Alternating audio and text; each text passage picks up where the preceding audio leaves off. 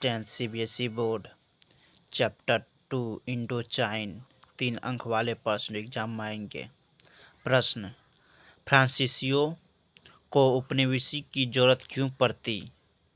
अपने उत्तर के पक्ष में 3 तर्क दीजिए। उत्तर, फ्रांसीसी को उपनिवेशिकों की जरूरत निम्न के लिए पड़ी। पहला, प्राकृतिक संसाधन हासिल करने और जरूरी साझा सामान जुटाने के लिए उपनिवेश जरूरी माना जाता था। दूसरा, इसके अलावा दूसरी पश्चिमी राष्ट्रों की तरफ फ्रांसीसियों को भी लागत था कि दुनिया के पिछड़े समाजों तक सभ्यता को रोशनी पहुंचाना विकसित यूरोपीय राष्ट्रों का जरूरी था। तीसरा, अपने विकास के लिए भी फ्रांसीसियों को उपनिवेशी की जरूरत पड़ी। क्वेश्चन नंबर 2, उपनिवेशिक का विकास क्यों जरूरी है? 3 बिंदु में स्पष्ट कीजिए। उत्तर, उपनिवेशिक का विकास जरूरी है। उपनिवेशिकों की अर्थव्यवस्था का विकास बहुत जरूरी है। उपनिवेश मुनाफा कमाने के लिए बनाई जाती। अगर किसी गुलाम देश की अर्थव्यवस्था मजबूत होगी और जीवन स्तर बेहतर होगा तो वे ज़्यादा चीज़ें खरीदेंगे, जिससे बाजार फैलेगा और फ्रांसीसी व्यवसायों को फायदा होगा।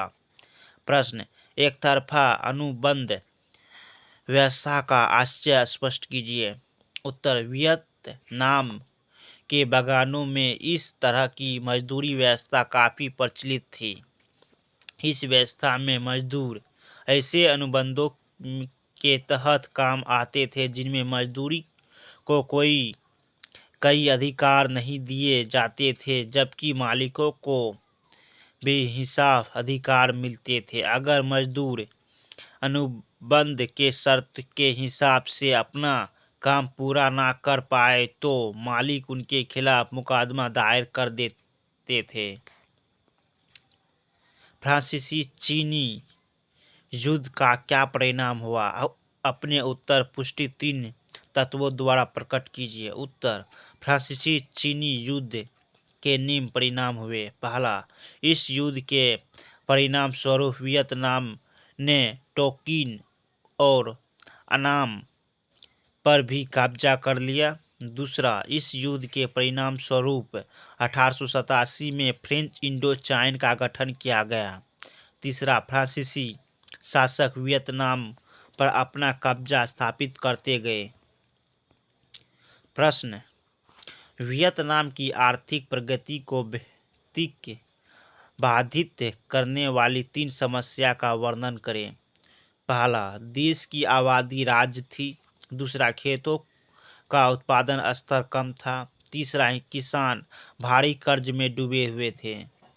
प्रश्न, 1902 में फ्रांसीसी सरकार द्वारा चूहों को पकड़ने के लिए अपनाए गए किन्हीं 3 उपायों का वर्णन कीजिए। उत्तर, पहला, चूहों को पकड़ने के लिए वियतनामियों को काम पर रखा गया और उन्हें हर चूहे के बदले इनाम दिया जाने लगा। दूसरा, उन्हें पैसे लेने के लिए चूहों की कंठी पूंछ दिखानी होती थी।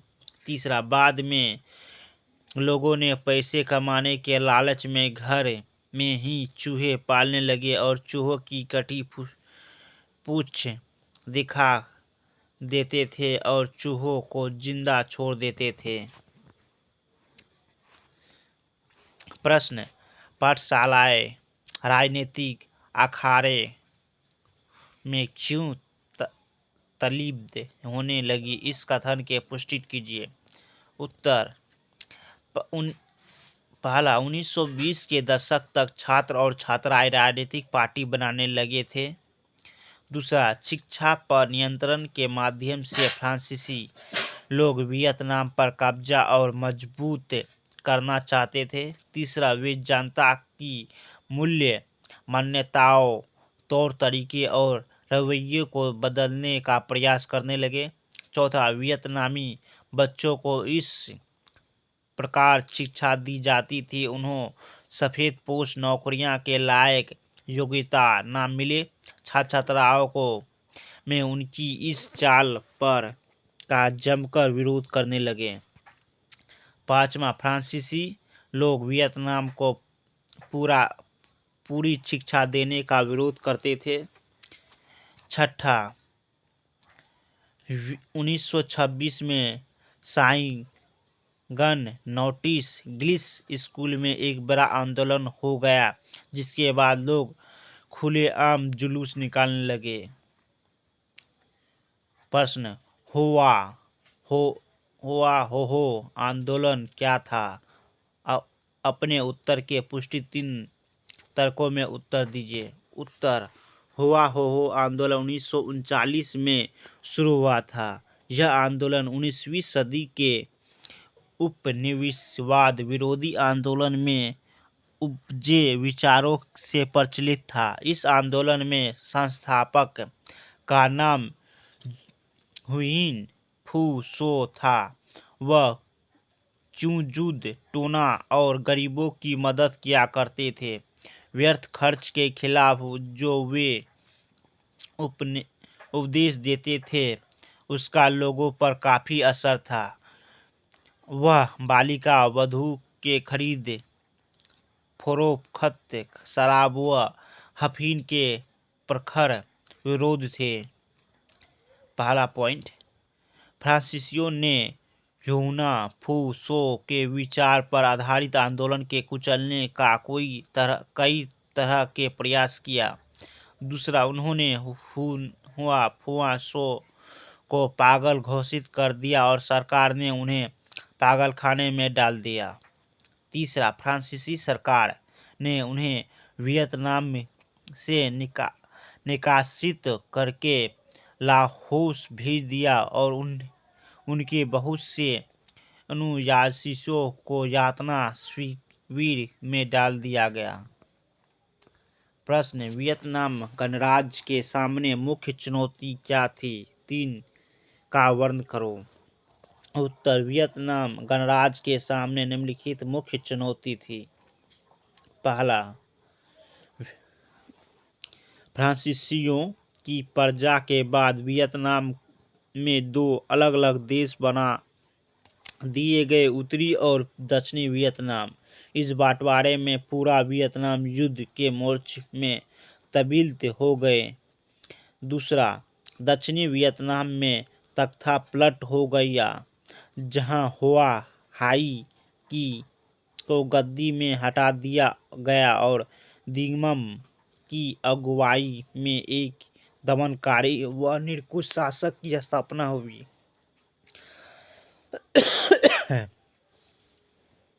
जिसमें वियतनाम को सामने वियतनाम के एकीकरण की चुनौती दी। तीसरा, वियतनाम में कम्युनिस्टों के शासन के डर अमेरिका ने अपनी फौज और गोला बारूद वियतनाम में तैनात करना शुरू कर दिया।